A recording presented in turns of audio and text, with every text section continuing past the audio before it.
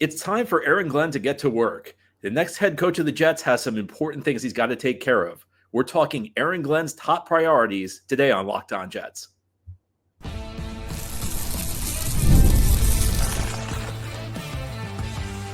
You are Locked On Jets, your daily New York Jets podcast.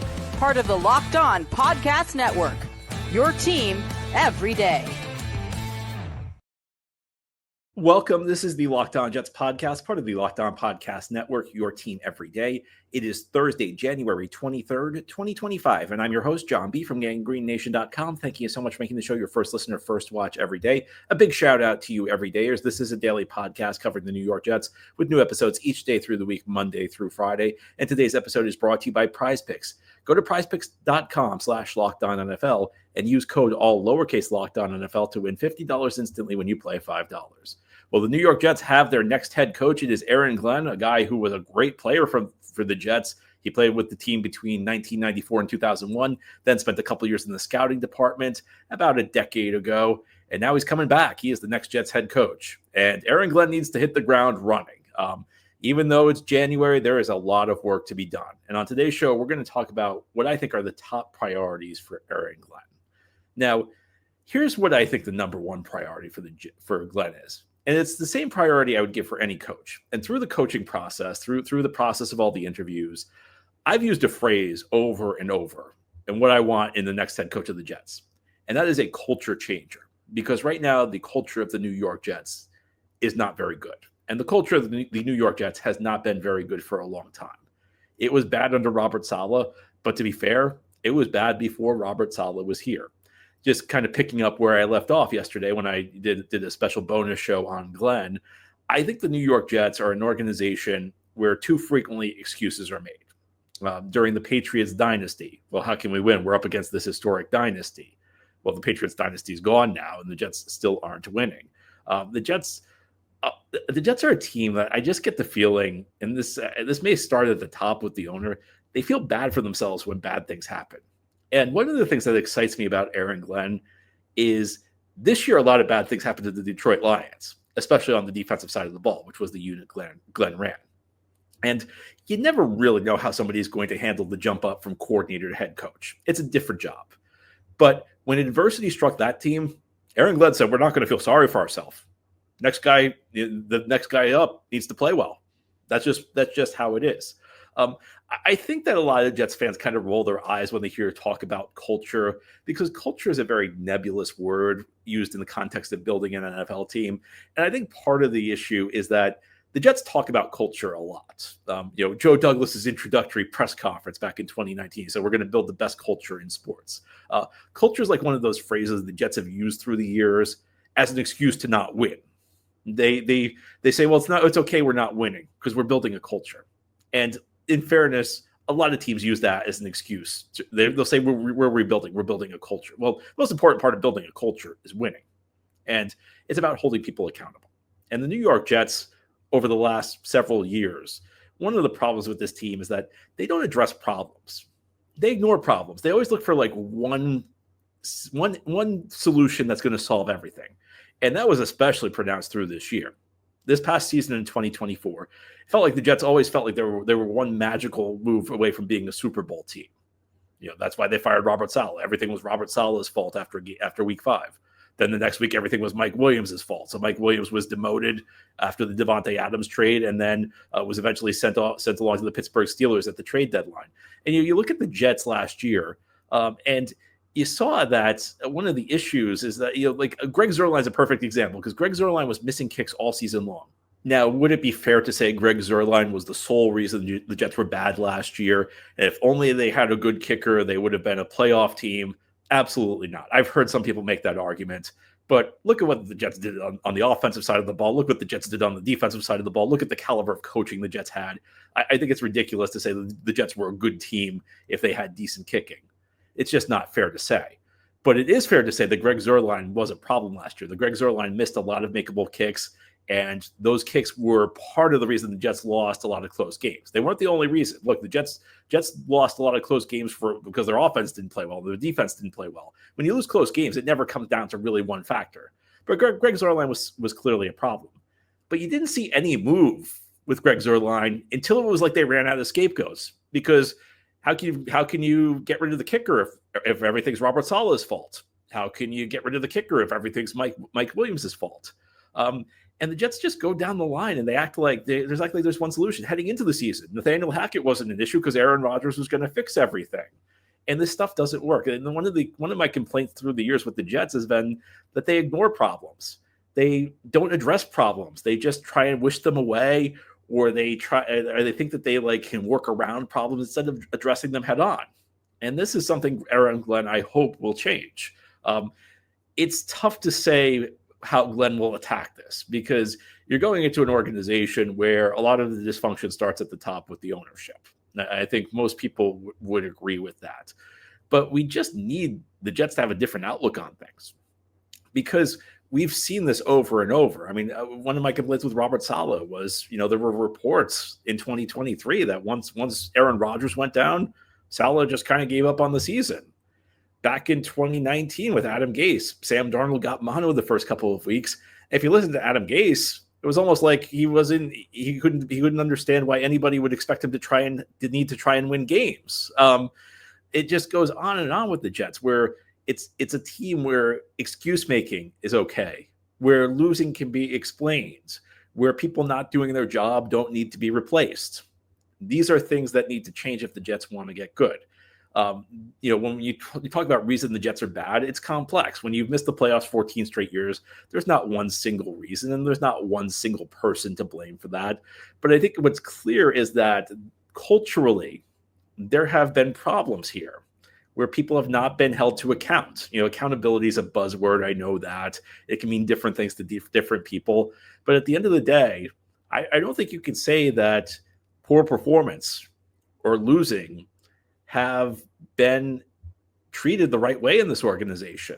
So this is one of the reasons I'm excited about Aaron Glenn, despite the caveats, despite understanding that there's a lot of work to be done, despite understanding that Aaron Glenn's going to have to grow into the job. I think with any first-time head coach, there will be growing pains. There will be learning moments. But what I like about Aaron Glenn is that he's a guy who goes out there and demands excellence from his players. And my hope is that that's what he'll start doing with the Jets, because the way the Jets turn this around is they need to stop making excuses. I think that there have been too many excuses made for this team through the years. And that's got to change. And when I say too many excuses, I'm not talking about you or me. I'm talking about internally. Bad performance is not punished.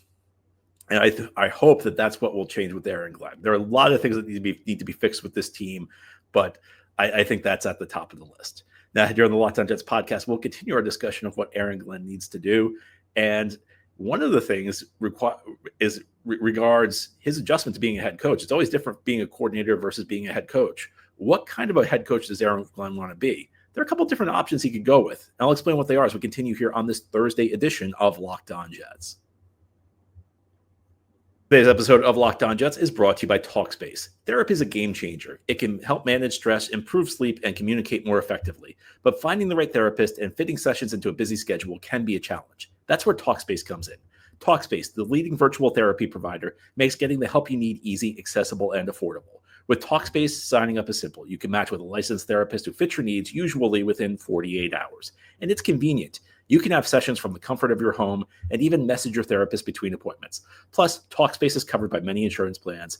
And for most insured members, there is a $0 copay. It's never been easier to prioritize mental health. And as a listener of this podcast, you'll get $80 off your first month with Talkspace when you go to Talkspace.com/LockedOnNFL and enter promo code SPACE80. To match with a licensed therapist today, go to Talkspace.com/LockedOnNFL and enter promo code SPACE80, SPACE, number 8, number 0, one word with no space, to get $80 off your first month and show your support for the show. That's Talkspace.com/LockedOnNFL, promo code SPACE80.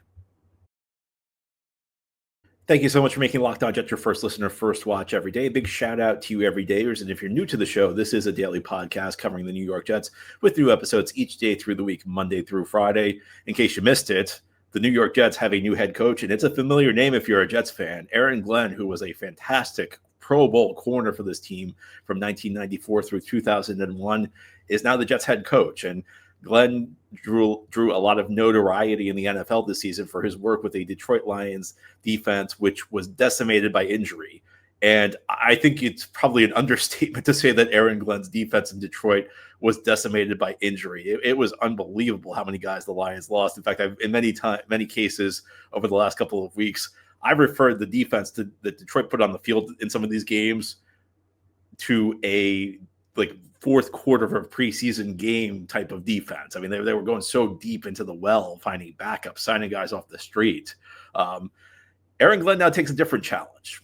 It's rebuilding a Jets team that really has not gone anywhere in a long time. Now, I think one of the benefits with Glenn is that he comes from a team in Detroit where they kind of took over a similar task. Now, Lions had some solid seasons through the 2010s with Matthew Stafford at quarterback, but the Lions are a franchise that's been very down on its luck. The Lions have never been to a Super Bowl. Jets at least have been to one Super Bowl, even if it was over 50 years ago. And when Glenn took over the Lions defense and Dan Campbell took over as Lions head coach, they had to do some of the things I was talking about in the first segment. They had to establish a culture. Now Glenn's in charge of the Jets. And one of the things that will be interesting will be to see how he handles the transition from coordinator to coach. And I think there are a couple of different ways he can do this. He can essentially remain the de facto defensive coordinator. I'm not going to I want to make it clear. I'm drawing a distinction between what Jeff Ulbrich did, where Jeff Ulbrich pretty much left the entire task up to himself, where Ulbrich was in charge of the defensive game planning and play calling. A lot of head coaches remain focused on their side of the ball, and they keep the play calling duty, and they're involved in the game planning. But a coach like a Sean McVay or a Kyle Shanahan, they're obviously very involved with their offense, but they do have assistants they delegate to. So and it's kind of goes the same way with the other side of the ball. Robert Saleh, he delegated to Jeff Ulbrich. We know that Ulbrich had something to do. Maybe not after the performance when Saleh was fired. We can question whether how much Ulbrich had to do with it. But we know Saleh did delegate some things to Ulbrich. Then your coaches like Glenn came from in Detroit, Dan Campbell, who essentially hired his offensive coordinator, hired his defensive coordinator, and was kind of like the guy who oversaw everything.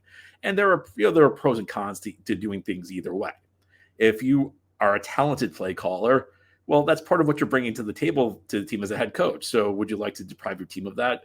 On the other hand, and Jeff Ulbrich's such an extreme example, maybe this helps visualize it, but you don't want to be stretched too thin. You want to be able to focus on overseeing the big picture. You want to make sure that you're coaching the coaches properly, that you're supervising them properly, that the game plans on both sides of the ball are acceptable. And you also want to make sure that your team plays complementary football, because there are some weeks where your offense and defense need to play together. A good example of that would be what happened in Detroit this season, where there were games where the Lions got much more aggressive on offense than they otherwise would have been. And Dan Campbell was behind it because he said, we're banged up on defense. We need our offense to carry the load. And there are situations where a team is relying on its defense. Maybe it needs its offense to, not make as many mistakes. So the question comes down to this: is what kind of head coach does Glenn want to be? Does he want to be more like a CEO style, like a Dan Campbell or a John Harbaugh? Or does he want to take a bigger role on defense and delegate more of the offense to the people he brings in? An early indication could be who he hires as defensive coordinator, because at the point I'm recording this podcast, and of course these things are fluid, it could change, but at the point I'm recording this podcast, there has not yet been a hire for defensive coordinator. There have been rumors that a coach, Steve Wilks, could be Glenn's choice. The two of them have ties going back. Wilks was most recently the defensive coordinator of the 49ers and was let go after the 2023 season, despite the team putting up some very impressive numbers defensively. Wilks is a former head coach in the league. He was the interim head coach of the Panthers a couple of years back after Frank Reich was fired. He also had a one-year stint, which didn't go very well with the Arizona Cardinals. And yesterday, when I did my bonus show, I mentioned the idea that the idea of Glenn bringing in a former head coach as an assistant is something I think would be a positive, because I just think it's good to have a sounding board. And even somebody who wasn't successful as a head coach, he at least knows what it's like to be a head coach. And he may know some of the pitfalls Glenn's falling into, because he experienced them himself in Arizona when he was one and done. He can tell Glenn, this is what happened in Arizona. This is what we want to avoid. But beyond that, Wilks is it would be a pretty big hire as a defensive coordinator. And perhaps that's a sign that, maybe Glenn wants to delegate his defense. He wants to bring in someone he trusts and just delegate that, and then he could oversee the big picture. There's no real right or wrong way to do these things. You have coaches who are excellent, who really focus on their side of the ball and pretty much delegate everything to the other side of the ball to somebody else. Then you have your coaches who again, are the more CEO style, who really want to focus on the big picture. I don't know that there's a right way. Again, there's not a right way or a wrong way to do it. Shanahan and McVay, those are guys who are very focused on their side of the ball. It works for them. Bill Walsh, Hall of Fame coach. You ever read anything about him? He pretty much didn't even want to supervise his defensive coordinator. His view was, defensive coordinator, that's his domain. My domain's offense. But then you also have your guys who are focused on both sides of the ball. Harbaugh is an example. Campbell's an example. There are other great coaches through the history of the league who have kind of delegated to their coordinators. In a weird way, even though he's known as like a defensive wizard, Bill Belichick was kind of one of those. The Patriots always played complementary football very well. I mean, there were games in New England. I remember the 2018 AFC Championship game where the Patriots went into Kansas City to play the Chiefs. The Chiefs just had so much firepower on offense at that point. They had, Hill and Kelsey. And the Patriots had Tom Brady, but they didn't have like the skill players that Kansas City had. So the Patriots essentially played keep away for the first two and a half quarters of the game. They tried to keep the ball away from Kansas City. And it was not a game plan that maximized their ability to score points. It was a game plan to try and win the game, to try and keep their defense off the field, try and keep the Kansas City offense off the field. And I think in that game, New England's plan was essentially, let's just keep the game tight. We can't run up and down the field with them for 60 minutes, but if we keep it tight, give Brady the ball with a chance to win, we got a shot. And it worked. And that's an example of what I'm talking about, complementary football, where sometimes the best game plan for your team on offense isn't necessarily the game plan that's most likely. The game plan is most likely to win the game on offense isn't necessarily the game plan that will score the most points. And that's where having like a CEO style coach can really help you, because the coach has time. He's not focused on game planning his side of the ball. He has time to actually think through, all right, this is how our offense and defense need to play together. And Glenn, again, saw that because he had that type of coach in Dan Campbell. Now, the one thing about CEO-style coaches, they tend to come from like that genre of coach where they're not really as focused on one side of the ball. They tend to come from coaches who aren't coordinators. Coordinators usually like to be hands-on. Will Glenn be an exception, though? It's something worth watching. It's something that's interesting. Now, head you on the Locked On Jets podcast, we'll turn our attention to the general manager search. Despite some rumors that it was going to be resolved with Glenn and that he was tied to one candidate, the general manager search continues. There are some other candidates in the mix, and I think that Aaron Glenn should play a very big role in picking the next general manager of the Jets. I'll explain why as we continue here on this Thursday edition of Locked On Jets. Today's episode of Locked On Jets is brought to you by FanDuel. From the first whistle to the final drive, FanDuel makes the NFL playoffs even more exciting, because right now new customers can bet $5 and get $300 in bonus bets if you win your first bet. That's $300 to keep the action going. The FanDuel app is easy to navigate, and the variety of bets keeps every game exciting. Plus, when you win, you get paid instantly. No waiting around for your winnings. Whether you're betting on your favorite team or just looking to add some excitement to the playoffs, FanDuel has got you covered. Of course, the Jets are not in the playoffs. NFC Championship game, Washington at Philadelphia. AFC Championship game, Buffalo at Kansas City. Lots of excitement going on. If you got a hunch, if you really think one of the teams is going to dominate this weekend, again, FanDuel's the place to get in on the action. Just visit FanDuel.com to join today and get started with $300 in bonus bets at FanDuel.com. That's FanDuel.com. Make every playoff season unforgettable with FanDuel, an official sportsbook partner of the National Football League. This is the Locked On Jets podcast here on this Thursday. We're talking about what Aaron Glenn needs to do now that he's been hired as the next Jets head coach. Now, there's still an open position for the Jets at a very important spot, and that's the general manager job. And despite speculation that the general manager job would be filled at the same time as the head coach, the position's still open, and there are actually going to be continuing interviews for the Jets GM job. Now, there were people who thought maybe the Jets would hire Lance Newmark along with Aaron Glenn because the two of them had worked together for 3 years in Detroit. And Newmark was the first candidate to get a second-round general manager interview, just as Glenn was the first coach to get a second-round head coaching interview. So it was a bit of a surprise that the Jets did not hire a GM candidate along with Glenn, especially one that has ties to him in Newark. Now, Newmark still seems to be one of the finalists. So he very well could end up being the choice. But the Jets will continue. Report came out yesterday that the Jets have a couple of other second-round candidates who will interview for this position.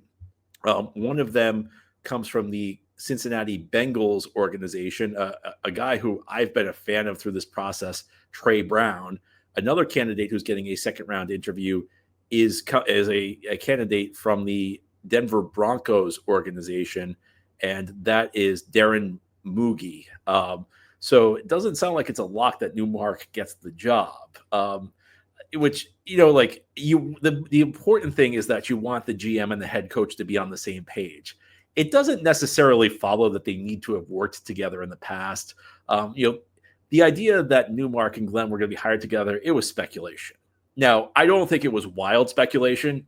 I think it's very easy to understand why we would speculate with that. I think it was an educated guess. I mean, I said it myself that I was kind of expecting it to happen. But it sounds like the Jets are at least going to continue the process and make sure, if Newmark is the guy, that he really is the right guy. And maybe these are two other candidates who really impress them. I've spoken extensively about how I'm a fan of Trey Brown, a guy who worked in a number of successful organizations, a guy who's taken on a lot of responsibility with the Cincinnati Bengals, and a guy who, you can mock it all you want, has essentially been the general manager of two teams in minor league football. And I understand it's not the same thing. I understand there are differences, but he built two teams that were successful. And beyond that, I do think that there's something to the idea that being the guy in charge, supervising people, delegating, those are skills that can be learned. And those are skills that are applicable from a minor league football GM. And they can translate to the NFL, and not even going beyond that. I just think Trey Brown's worked in a lot of good organizations. He's worked at the Patriots under Belichick. He's worked with the Eagles, and he's worked with the Cincinnati Bengals. And the Bengals are a team that I really respect their front office, because their owner is notoriously not a guy who's willing to spend money. He may not have that much. He may not have as much money as your typical NFL owner. So they have a very small scouting staff. And everybody needs to take on extra responsibilities in that organization. And, when I think of the NFL these days, look, you want to invest in scouting. I think it's really important, but you don't want to just invest for the sake of investing. And maybe Trey Brown, coming from the Cincinnati Bengals organization, maybe he comes from like the best of all worlds, because he's going from an organization that doesn't really invest enough, but maybe like the way the Bengals do things, because they are a very successful franchise, especially when it comes to scouting and player development. Maybe he understands that, like, you don't need the biggest scouting staff in the league to do your job effectively. And sometimes, like, extra layers of bureaucracy, extra voices in the room complicate things. Now, one thing I will say, I don't have a strong preference. I like Trey Brown. I think he and Glenn would be an interesting duo. I think it'd be interesting to see them work together, both former players, guys who, come from that background, so maybe they relate to each other well. I think Aaron Glenn should be in on these interviews, because what the New York Jets did by hiring Aaron Glenn, they said they've decided Aaron Glenn is the next coaching superstar. And that's clear because they hired the coach before the GM. And if you look at the mechanics of these searches, it actually would have been easier to hire a GM before a coach, because the rules on interviewing GM candidates are far less stringent than they are interviewing coaches, especially coaches who were in the playoffs, as Aaron Glenn was up until this past weekend. So the fact that Jets moved so quickly on Glenn, especially, again, just a couple days after his team was eliminated, that suggests to me that they think Aaron Glenn is the star of the organization now. Aaron Glenn is now the go-to guy within this franchise. And if everything's built around Aaron Glenn, that means he should have a strong say in who gets hired. I'm not saying you give him, I'm not saying he makes the decision, but you should not hire anybody unless Aaron Glenn is very comfortable with him, because you are going to be installing Aaron Glenn's philosophies within this organization from top to bottom. And I know the response to that was, it'd be like, well, doesn't the coach usually work for the GM? And the answer to that is, it's complicated. There are absolutely teams that do it that way, where the GM is the coach's boss, but that's not true in every situation. It's not true with every team. There are teams out there where the head coach is more important. There are teams out there where they're equal. I don't think equals is good for the Jets, because equals means that Woody Johnson makes decisions. But another aspect of this is that having Aaron Glenn in the room with during these interviews, that's another voice that isn't Woody. That's another football voice that's in the room talking about these GM candidates. But you want to make sure that these guys have the same philosophies. You want to make sure Aaron Glenn's comfortable that these coaches are going to get the types of players he wants. Now, that's when I say get the types of players he wants, that's true in terms of, what system he's going to run. These are the attributes I need in a defensive end in my system. These are the attributes I need in a linebacker. But it's also true in terms of going back to what we talked about earlier, culture. Guys who are going to work hard, guys who are going to be coachable, guys who are going to be overachievers. I think those are the types of players Aaron Glenn wants. And you got to make sure that you're on the same page. You don't want, like some GMs, you see this, a coach wants guys who are really hard workers, guys who are overachievers. And then the GM goes out and gets guys who have all the talent in the world, but, don't really have their head on straight. And, the guys you always hear about where it's like, this guy, if he could ever just figure it out, he put it together, he'd be a great player. You see that happen a lot in the NFL. So you want to make sure that these guys work together effectively, because that's something that's held the Jets back in the past. I actually don't think that was the problem with Robert Saleh and Joe Douglas. I actually think the two of them, for the most part, worked together pretty effectively, especially in building the defense. And that's why the Jets defense got so good under Saleh. But in past iterations of the Jets franchise, Rex Ryan and John Idzik would be an example. Another example would be Mike McCagnon and Todd Bowles, who didn't. It reports the word that comes out about that era, it just doesn't sound like the two of them were ever on speaking terms. It doesn't sound like the two of them ever spoke about anything. And then, of course, Mike McCagnon and Adam Gase, the situation where Adam Gase talked about how he was excited to work with Mike McCagnon, and they got Mike McCagnon fired before the two of them even before the Jets even participated in the game with the two of them working together. So I think this is really important, and to me, it's a no-brainer. Like Glenn should. I'm not saying you let Glenn pick the candidate, but Glenn's voice should be heard. And I do think Glenn, what I'd say is I think Glenn should have veto power. If Glenn's opposed to somebody, he says, this guy can't help me. Well, you just hired this guy because you think he's going to be the next coaching star. So you ought to listen to him. Anyway, that's all for today's episode. This has been the Locked On Jets podcast, part of the Locked On Podcast Network. Your team every day is our motto. As always, if you enjoyed the show, hit the subscribe button where you're watching or listening so that you'll never miss an episode. If you enjoy the show and are listening on a podcast source, give it a 5-star review. And if you're watching on YouTube and enjoy the show, give this episode a big thumbs up. Helps us out, helps other Jets fans find the podcast. Enjoy your Thursday, everybody. We'll be back tomorrow to talk more Jets.